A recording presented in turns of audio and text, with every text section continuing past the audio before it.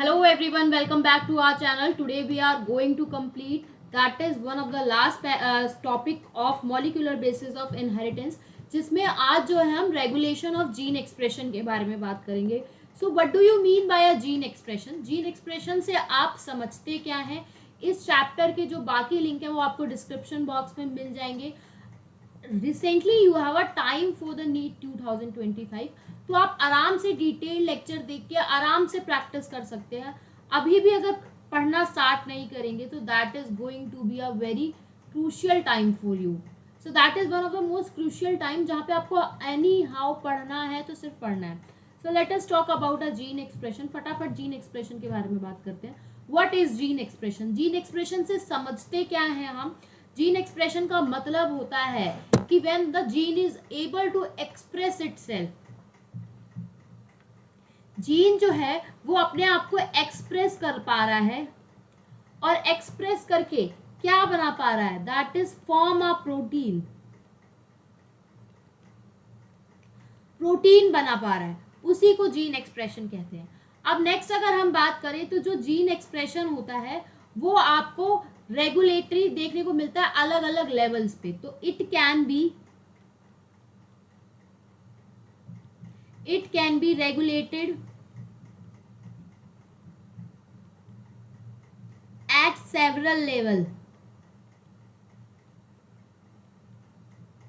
Next हम बात करते हैं यूकैरियोटिक की. उसमें रेगुलेशन जो होता है वो एक्सट्रैक्ट कराता है ट्रांसक्रिप्शन लेवल. पहला ये है ट्रांसक्रिप्शन लेवल. मतलब यूकैरियोट्स की बात करें तो रेगुलेशन कहाँ कहाँ होता है? पहले तो ट्रांसक्रिप्शन लेवल पे, फिर इसके बाद प्रोसेसिंग लेवल पे, फिर एमआरएनए जाता है न्यूक्लियस से साइटोप्लाज्म में, और लास्ट होता है आपका ट्रांसलेशन लेवल पे.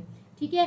अब क्या होता है? जीन अपने आप को एक्सप्रेस कर रही है, जीन को प्रोटीन बनाना है. तो जीन प्रोटीन कैसे बनाती है अगर हम बात करें तो जीन कहाँ प्रेजेंट होती है? That is present in a cell inside the nucleus. Inside the nucleus. और कहाँ प्रेजेंट होती है? डीएनए में. अपने आप को एक्सप्रेस करेगी और परफॉर्म कराएगी. टू परफॉर्म पर्टिकुलर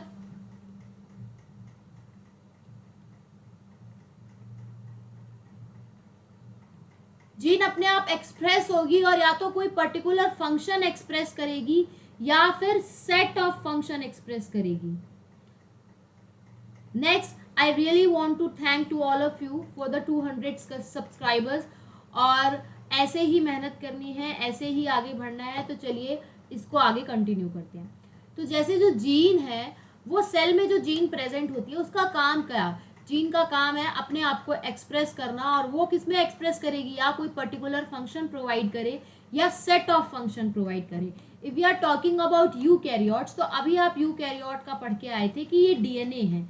कहाँ प्रेजेंट होता है? That is present in nucleus. ठीक है. अभी आपने पढ़ा था कि रेगुलेशन जो है वो 4 तरीके के हो सकता है. एक ये तरीका, दूसरा ये, तीसरा ये, चौथा ये. कौन कौन से चारों तरीके ये हम पढ़ चुके हैं. इसका डिटेल लेक्चर आपको डिस्क्रिप्शन बॉक्स में मिल जाएगा. So DNA is present in nucleus of cell. ठीक है. अब ये डीएनए में पहला स्टेप हुआ, दैट इज योर रेप्लिकेशन. जहां पे डीएनए क्या होगा? रेप्लिकेट होगा. डीएनए एक कॉपी बनेगी.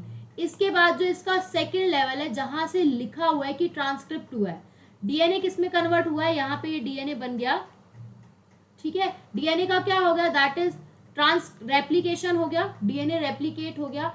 अब जो इसका नेक्स्ट स्टेप है उससे क्या बनेगा? That is your first step. अगर हम बात करें इन चारों स्टेप के हिसाब से तो ये पहला स्टेप है. तो ये हुआ आपका पहला स्टेप जहां पे हुआ ट्रांसक्रिप्शन और डीएनए से क्या बन गया? That is your RNA. वो भी कौन सा RNA? That is your hnRNA. कौन सा आरएनए बना है ये? That is your hnRNA. अगर एचएनआरएनए बना है तो इसका मतलब इसके जगह जगह पे क्या प्रेजेंट है? जगह जगह पे इंट्रॉन्स प्रेजेंट है. ये क्या है? इंट्रॉन. इसी के बाद नेक्स्ट आपका लिखा हुआ है कि इसमें प्रोसेसिंग होगी. प्रोसेसिंग मतलब एचएनआरएनए में क्या होगा? मॉडिफिकेशन होगा. That is your second step. और जैसे ही मॉडिफिकेशन होगा अब ये बन जाएगा आरएनए, और वो भी कौन सा? एमआरएनए. ठीक है. अब ये जो सारा प्रोसेस है, ये सारा का सारा प्रोसेस कहाँ हुआ है? That is occur in nucleus. Suppose करो ये न्यूक्लियस है और इसके बाहर सेल प्रेजेंट है और ये पूरा साइटोप्लाज्म है। ये जो ब्लैक एरिया है दैट इज अ साइटोप्लाज्म। तो अब ये एमआरएनए क्या करेगा? ये एमआरएनए निकल के बाहर आएगा, कहां पर? साइटोप्लाज्म में। ठीक है, ये एमआरएनए निकल के बाहर आया और यहां से अब जो चौथा स्टेप चलेगा, transport of mRNA from nucleus to the cytoplasm. अब ये जो एमआरएनए है इससे क्या बनेगा? प्रोटीन। तो ये हो गया आपका फोर्थ स्टेप, जिसे आप ट्रांसलेशन कहते हो। आई होप इतना क्लियर होगा, आई होप इतना क्लियर होगा। वेयर एज अगर हम बात करते हैं इन प्रोकैरियोट्स में, ठीक है, प्रोकैरियोट्स में क्या होता है? ठीक है, अगर हम बात करते हैं प्रोकैरियोट्स में, उससे पहले ये देखते हैं कि जीन है क्या। It is a metabolic process. कैसा प्रोसेस है ये? मेटाबॉलिक, फिजियोलॉजिकल और इन्वायरमेंटल कंडीशन। जीन रेगुलेशन जो है मेटाबॉलिक भी है, फिजियोलॉजिकल भी और इन्वायरमेंटल कंडीशंस भी है, जिनका काम होता है जीन को एक्सप्रेस करना, जीन को रेगुलेट करना। फॉर एग्जाम्पल अगर हम बात करते हैं जाइगोट, जाइगोट जो है that is your 2n। Zygote से बनेगा एम्ब्रियो, और जब उस एम्ब्रियो से एडल्ट बनता है तो बहुत सारी डिफ्रेंसिएशन होती है और बहुत सारी डेवलपमेंट होती है। जब वो एम्ब्रियो से अडल्ट ऑर्गेनिज्म बनता है तो वो जो एक तरीके का वो कोऑर्डिनेशन रेगुलेशन चल रहा है जिससे वो एडल्ट बन रहा है, इसका मतलब वहां पे सेवरल सेट ऑफ जीन जो है वो अपने आप को एक्सप्रेस कर रहे हैं जब एम्ब्रियो से एडल्ट बन रहा है। Is it clear? नेक्स्ट हम बात करते हैं प्रोकैरियोट्स की। अगर हम बात करते हैं रेगुलेशन अगर हमें करानी है प्रोकैरियोट्स में, तो प्रोकैरियोट्स में रेगुलेशन कैसी होती है? पहली बात, अगर हम प्रोकैरियोट्स की रेगुलेशन की बात करें तो हमें पता होना चाहिए कि जो ट्रांसक्रिप्शन और ट्रांसलेशन है दोनों की दोनों कहाँ आकर होती है? साइटोप्लाज्म में होती है। ठीक है, रेगुलेशन जो भी प्रोकैरियोट्स में होती है उसका काम होता है कंट्रोल द रेट ऑफ, ठीक है, अगर हमें मतलब यूकैरियोट्स में 4 स्टेप है, as you see 1 step, 2nd step, 3rd step, 4th step, 4 step है जहां पे हम रेगुलेशन ऑफ जीन को रोक सकते हैं। ठीक है, अगर हमें जीन एक्सप्रेशन को रोकना है तो देयर आर 4 स्टेप जहां जहां रोका जा सकता है। लेकिन अगर वही हम बात करें प्रोकैरियोट्स की तो उसका काम होता है control the rate of transcription,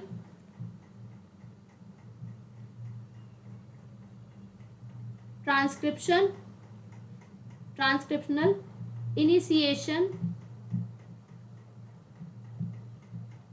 is the predominant site, is the predominant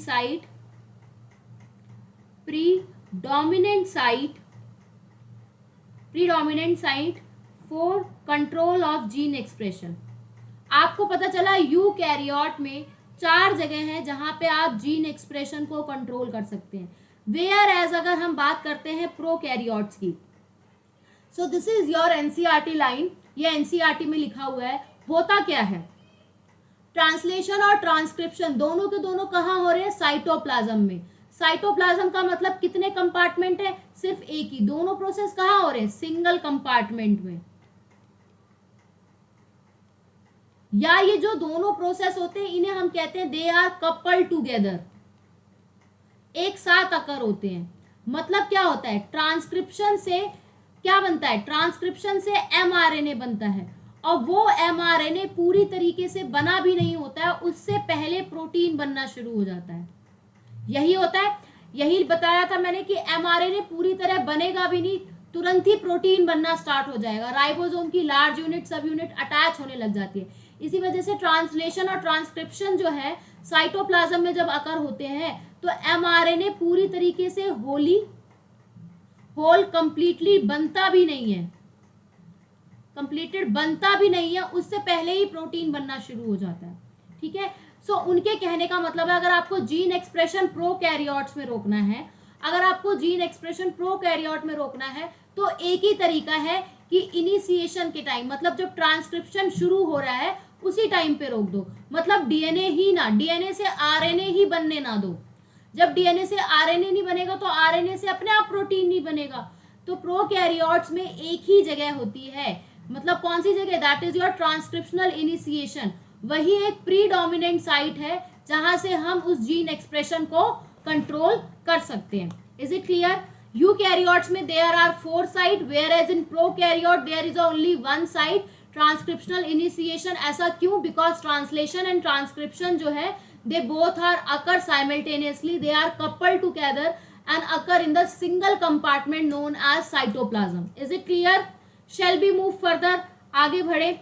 next अगर हम बात करें कि ये जो कॉन्सेप्ट था प्रोकैरियोट वाला, that was explained bye Jacob and Monod. Jacob और मोनार्ड ने बताया था, और उस कॉन्सेप्ट को क्या कहा गया था? क्या था वो concept? It was a lac operon concept. Lac operon था कहां पर? इन ई कोलाई, क्योंकि हमें प्रोकैरियोट का ही पढ़ना है. ये जो लैक है इससे क्या समझते हो? Lac refers to lactose.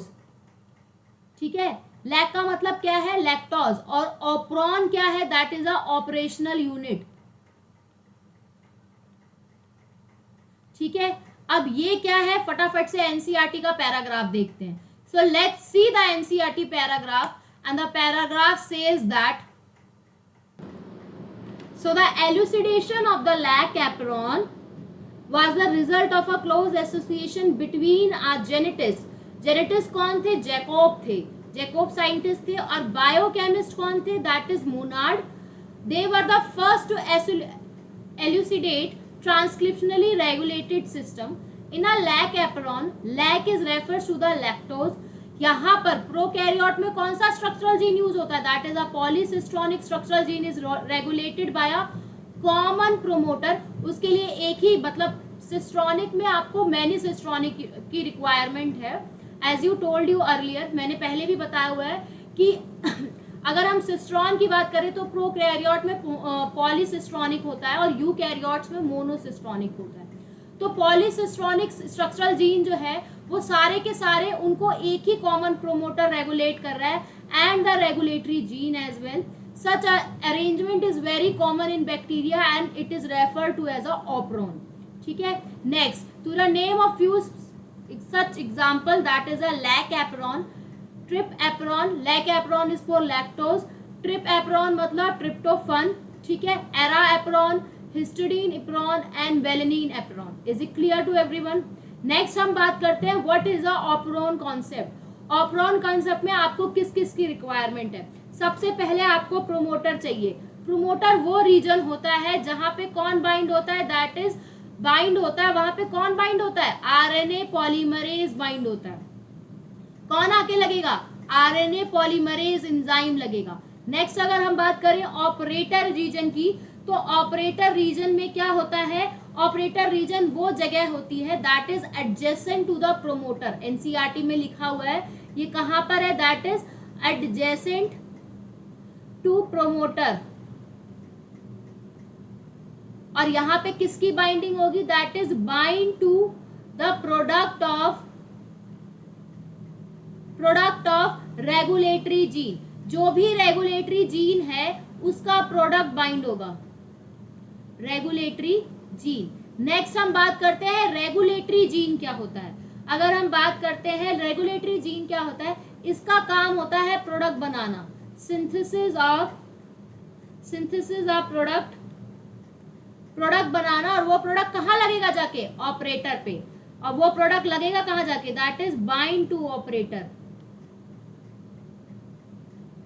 Bind to operator.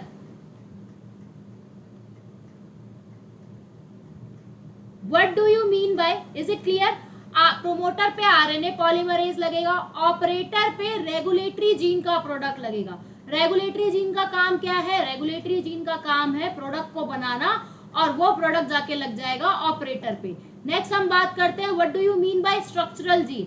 Structural gene से क्या समझते हो? स्ट्रक्चरल जीन होता है जब प्रोडक्ट, जो प्रोडक्ट बना है, किसने बनाया है? रेगुलेटरी जीन ने. वो जब बाइंड हो जाएगा किससे? ऑपरेटर रीजन से.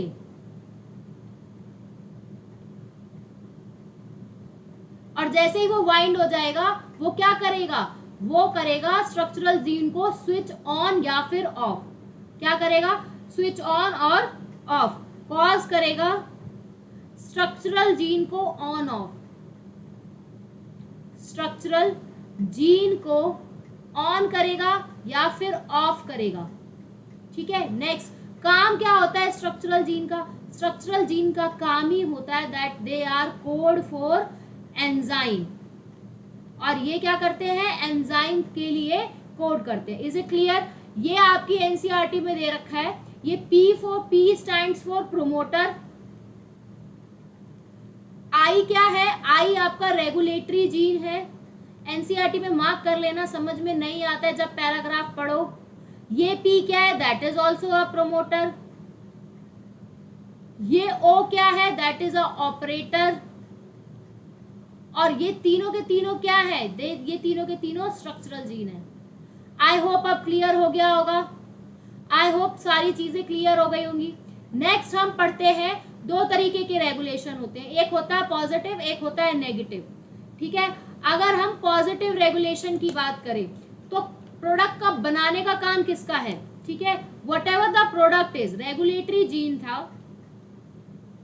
रेगुलेटरी जीन का काम है प्रोडक्ट बनाना। उसने क्या किया? प्रोडक्ट बनाया। वो प्रोडक्ट जाके चिपक गया किससे? ऑपरेटर रीजन से। किससे बाइंड हुआ? That is bind to operator reason.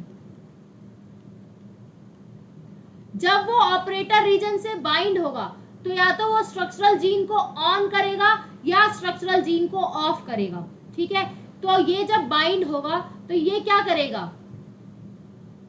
ये स्ट्रक्चरल जीन को ऑन करेगा, स्ट्रक्चरल जीन को या तो ऑन करेगा या स्ट्रक्चरल जीन को ऑफ करेगा, या स्ट्रक्चरल जीन को क्या करेगा? ऑफ करेगा। और अगर बाय चांस उसने ऑन कर दिया, ठीक है, अगर स्ट्रक्चरल जीन को ऑन कर दिया तो जो प्रोडक्ट, ये प्रोडक्ट से ऑपरेटर पे बाइंड हुआ जिसकी वजह से स्ट्रक्चरल जीन क्या हो गया? ऑन हो गया। तो ऐसे प्रोडक्ट को हम क्या कहते हैं? एक्टिवेटर कहते हैं, क्योंकि इसने स्ट्रक्चरल जीन को क्या कर दिया? ऑन कर दिया। और इस प्रोसेस को हम पॉजिटिव रेगुलेशन कहेंगे। ठीक है, अगर आपका स्ट्रक्चरल जीन ऑन होता है तो वो क्या हो गया? That is a process is known positive regulation. Next, उसी तरीके से रेगुलेटरी जीन ने एक प्रोडक्ट बनाया, वो प्रोडक्ट जाके ऑपरेटर से बाइंड हुआ। स्ट्रक्चरल जीन का काम था, वो पहले ही एंजाइम बना रहा था, लेकिन ऐसा कोई प्रोडक्ट आया जो कि ऑपरेटर से बाइंड हुआ जिसकी वजह से स्ट्रक्चरल जीन ऑफ हो गया और उसने प्रोडक्ट बनाना बंद कर दिया। तो वो जो ऑपरेटर से प्रोडक्ट बाइंड हुआ था, अब की बार उस प्रोडक्ट को क्या कहेंगे? अब की बार उस प्रोडक्ट को कहेंगे रिप्रेसर, और ऐसे प्रोसेस को क्या कहेंगे? Negative regulation. Is it clear? मतलब रेगुलेट, इस यहां पर जब स्ट्रक्चरल जीन ऑफ हुआ इसका मतलब क्या हुआ? स्ट्रक्चरल जीन ऑफ का मतलब पहले से ही स्ट्रक्चरल जीन एंजाइम बना रहा था, लेकिन प्रोडक्ट के बाइंड होने की वजह से, प्रोडक्ट ऑपरेटर के साथ चिपकने की वजह से स्ट्रक्चरल जीन बंद हो गया। और जब वो बंद हो गया तो वो जो प्रोडक्ट आके लगा है ऑपरेटर पे, ऐसे प्रोडक्ट को आप रिप्रेसर कहेंगे, और जो ये रेगुलेशन मेथड है उसे हम नेगेटिव रेगुलेशन कहेंगे। ये पॉजिटिव वाला आपको नहीं पढ़ना, और ये नेगेटिव वाला एनसीईआरटी में गिवन है, इसी के एनसीईआरटी में गिवन है ये। Is it clear? नेक्स्ट, अब ये जो आपने नेगेटिव वाला पढ़ना है उसमें दो पॉसिबिलिटी है। ये जो नेगेटिव रेगुलेशन है ये आपको अब पढ़ना है, पॉजिटिव वाला नहीं पढ़ना। That is going to be study in higher classes, आपकी एनसीईआरटी की लास्ट लाइन में लिखा हुआ है ये। नेक्स्ट, उसमें दो कंडीशन है, या तो इंड्यूसिबल ऑपरॉन होगा या रिप्रेसर ऑपरॉन होगा। What do you mean by inducible operon? Inducible operon का मतलब कि सबस्ट्रेट है, सबस्ट्रेट क्या है? प्रेजेंट है। जब सबस्ट्रेट प्रेजेंट है तो स्ट्रक्चरल जीन क्या होगा? ऑन होगा।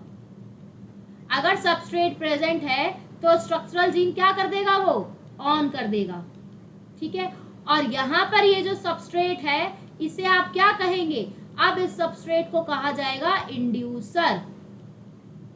उसी तरीके से रिप्रेसर ऑपरॉन में क्या होगा, जितना ज्यादा सबस्ट्रेट होगा, मोर द सबस्ट्रेट, सबस्ट्रेट ज्यादा होने की वजह से स्ट्रक्चरल जीन ऑफ हो जाएगा। मतलब सबस्ट्रेट है यहां पर भी, लेकिन बहुत ज्यादा है, जिसकी वजह से स्ट्रक्चरल जीन क्या हो गया, ऑफ हो जाएगा। और ऐसे सबस्ट्रेट को अब आप क्या कहोगे, अब ये कैसा सबस्ट्रेट है, इसे अब आप कहोगे रिप्रेसर। ठीक है, यही दोनों आपको पढ़ने हैं, इसीलिए हम पढ़ते हैं in the absence of inducer और in the presence of inducer. Is it clear? ये वाले जो है ये क्या है, absence of inducer, absence of inducer, inducer यहां नहीं है और यहां इंड्यूसर प्रेजेंट है।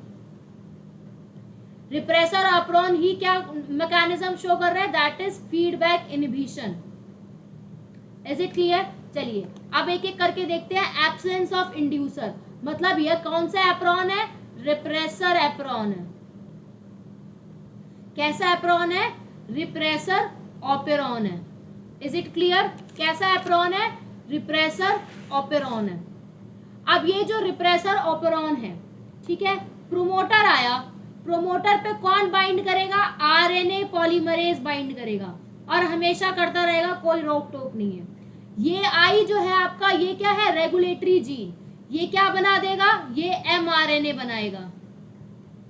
ठीक है, ये एमआरएनए ही बनते हैं। अब प्रोटीन बनना चाहिए था, तो वो प्रोटीन कैसा बनेगा, रिप्रेसर प्रोटीन बनेगा। तो ये एमआरएनए कैसा है, ये भी रिप्रेसर एमआरएनए है, और ये क्या बना, रिप्रेसर प्रोटीन बना, क्योंकि इंड्यूसर नहीं है। जैसे ही रिप्रेसर प्रोटीन बना, तो ये रिप्रेसर प्रोटीन मैंने क्या बताया था, प्रोटीन बनके कहाँ लगेगा, ऑपरेटर पे लगेगा। तो ये लगा ऑपरेटर पे, ऑपरेटर पे इसने ये क्या हो गया, बाइंड हो गया जाके। अगर ये ऑपरेटर पे बाइंड हो जाएगा तो दूसरे आरएनए पॉलीमरेज अब प्रोमोटर पे नहीं लगेंगे, क्योंकि ये प्रोमोटर पहले है, तो यहाँ पर ये बाइंडिंग हुई है, तो अब इस वाले प्रोमोटर पे आरएनए पॉलीमरेज जो है वो नहीं लगेगा। ठीक है, जिसकी वजह से यहाँ पर कोई भी ट्रांसक्रिप्शन नहीं होगी, no transcription, no mRNA formed. क्यों? क्योंकि स्ट्रक्चरल जीन क्या हो गया, ऑफ हो गया। स्ट्रक्चरल जीन क्या हो गया, ऑफ हो गया। यही आपकी एनसीईआरटी में दिया हुआ है। देखो, इन द एब्सेंस ऑफ इंड्यूसर, ये रेगुलेटरी जीन ने रिप्रेसर एमआरएनए बनाया और उस रिप्रेसर आरएनए से ये रिप्रेसर प्रोटीन बना। ये प्रोटीन जाके बाइंड होगा ऑपरेटर रीजन में। जैसे ही ऑपरेटर रीजन में बाइंड होगा, अब और जो आपको आरएनए पॉलीमरेज चाहिए, repressor bind to the operator region, और वो आरएनए पॉलीमरेज को प्रिवेंट करेगा कि अब आके ना जुड़े, और जब वो नहीं जुड़ेगा तो वो ऑपरेन को ट्रांसक्राइब नहीं करेगा, और कौन सी स्टेज आएगी, structural gene is of. Next condition है आपकी प्रेजेंस ऑफ इंड्यूसर। अगर इंड्यूसर है, ठीक है, तो ये तो पता है आई क्या है, आई आपका रेगुलेटरी जीन है। आई आपका रेगुलेटरी जीन है, तो ये पहले क्या बनाएगा, ये बनाएगा रिप्रेसर आरएनए, रिप्रेसर एमआरएनए, और इस रिप्रेसर एमआरएनए से अब क्या बनेगा, रिप्रेसर प्रोटीन बनेगा, रिप्रेसर प्रोटीन बनेगा। अब यहां पर साइड से एक इंड्यूसर आ गया, ठीक है, वो इंड्यूसर आ गया, और वो इंड्यूसर किससे बाइंड हो जाएगा, वो इंड्यूसर बाइंड हो गया प्रोटीन से। रिप्रेसर प्रोटीन से कौन बाइंड हो गया, रिप्रेसर प्रोटीन से वो इंड्यूसर बाइंड हो गया। ठीक है, रिप्रेसर प्रोटीन से कौन बाइंड हो गया, दैट इज योर इंड्यूसर।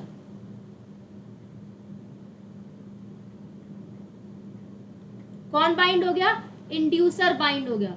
और जब वो रिप्रेसर प्रोटीन से बाइंड हो जाएगा, तो उसकी वजह से अब आपका जो रिप्रेसर प्रोटीन है, ये जो बाइंडिंग हो गई इंड्यूसर और रिप्रेसर प्रोटीन की, अब ये हो गया इनएक्टिव।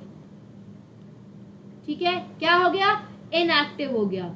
ठीक है, अब ये इनएक्टिव होने की वजह से ये बाइंड नहीं करेगा, bind to operator region, operator region से बाइंड नहीं करेगा। जब ये ऑपरेटर रीजन से यहाँ पे बाइंड नहीं करेगा, तो आरएनए पॉलीमरेज आते जाएंगे। ठीक है, आरएनए पॉलीमरेज आएंगे तो यहाँ पे पहले होगी इन तीनों की वजह से, ठीक है। जैसे ही आरएनए पॉलीमरेज आएंगे तो क्या होगी, पहले तो स्ट्रक्चरल जीन ऑन होगा, स्ट्रक्चरल जीन क्या हो गया, ऑन हो गया। पहले क्या प्रोसेस चलेगा, ट्रांसक्रिप्शन, और फिर क्या चलेगा, ट्रांसलेशन,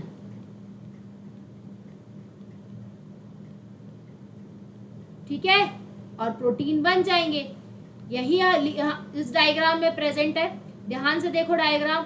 रिप्रेसर एमआरएनए बना, ये जो है that is your repressor protein, ये आपका रिप्रेसर प्रोटीन है। इस रिप्रेसर प्रोटीन से आके इंड्यूसर लग गया। कौन सा इंड्यूसर है बेटा, लैक्टोज है। कौन सा इंड्यूसर है, लैक्टोज है, ठीक है। जब ये दोनों बाइंड हो गए तो ये इनएक्टिव रिप्रेसर हो गया। अब जाके ये ऑपरेटर से बाइंड नहीं होगा, आरएनए पॉलीमरेज आएंगे जिसकी वजह से ट्रांसक्रिप्शन होने लगेगी, लैक एमआरएनए बनेगा और ट्रांसलेशन होके ये एंजाइम्स या कहो प्रोटीन बनेंगे। ये एंजाइम्स बन रहे हैं because enzymes are proteinaceous in nature, ठीक है। अब आपके जो जो बने, कौन कौन से बने, दैट इज कौन कौन से स्ट्रक्चरल जीन थे, ZYA, ठीक है। याद करने का तरीका BPT, ठीक है। B for beta galactosidase, galactosidase, P for permease, A for trans acetylase. Beta galactosidase का काम क्या होता है, ये लैक्टोज को तोड़ देगा, किसमें, ग्लूकोज में प्लस गैलेक्टोज में। परमिएज का काम क्या करे होगा, परमिएज का काम होगा ये एंट्री करेगा एक्सटर्नल गैलेक्टोज की, एक्सटर्नल लैक्टोज की, कहाँ, साइटोप्लाज्म में, in cytoplasm. Is it clear, is it clear to everyone, यहां तक क्लियर है, ठीक है। कोई डाउट। अब ये जो आपका इंड्यूसिबल एप्रॉन है जहां पे इंड्यूसर प्रेजेंट है, इसकी कुछ कंडीशन है, ठीक है। ये तब फंक्शन करेगा जब कौन प्रेजेंट है, ग्लूकोज प्रेजेंट है। ग्लूकोज प्रेजेंट है कि एब्सेंट है, ग्लूकोज एब्सेंट होना चाहिए। और प्रेजेंट कौन है, लैक्टोज प्रेजेंट है, लैक्टोज प्रेजेंट है। लैक्टोज कैसा नेचर में है, डाइसैकेराइड, ठीक है। गलत बोल दिया था मैंने। तो इंड्यूसर कब का, अगर इंड्यूसर है तो ये कौन सा इंड्यूसर है, लैक्टोज। ग्लूकोज एब्सेंट है, ये तब फंक्शनल है। Is it clear, so this is about, ये है आपका पूरा लैक एप्रॉन और रेगुलेशन ऑफ जीन एक्सप्रेशन के बारे में। आई होप इतना जो टॉपिक है आपको एकदम से क्रिस्टल क्लियर हो गया होगा, सारे कॉन्सेप्ट मैंने समझा दिए। Thank you so much everyone, see you in the next video, जो कि आपकी मॉलिक्यूलर बेसिस ऑफ इनहेरिटेंस की लास्ट वीडियो होने वाली है। नेक्स्ट कम्युनिटी पोस्ट पे मैंने 15 अगस्त को क्वेश्चन अपलोड नहीं किए थे, लेकिन डेली कम्युनिटी पोस्ट पे 7 PM के अराउंड मैं क्वेश्चंस अपलोड करती हूँ। प्लीज उन क्वेश्चंस के आंसर करिए as much as you can. Next आगाज सीरीज चल रही है, साथ के साथ मैंने NCERT वर्ड बाय वर्ड भी स्टार्ट की है। प्लीज उसे भी ढेर सारा प्यार दीजिए, क्योंकि मैं एक एक चीज कवर करा रही हूँ। And I am doing my best from my side and you are do your best from your side. Rest is छोड़ दीजिए उसे, बाकी अपनी पूरी मेहनत कीजिए, 16 से 17 घंटे पढ़िए। All the best for your exam.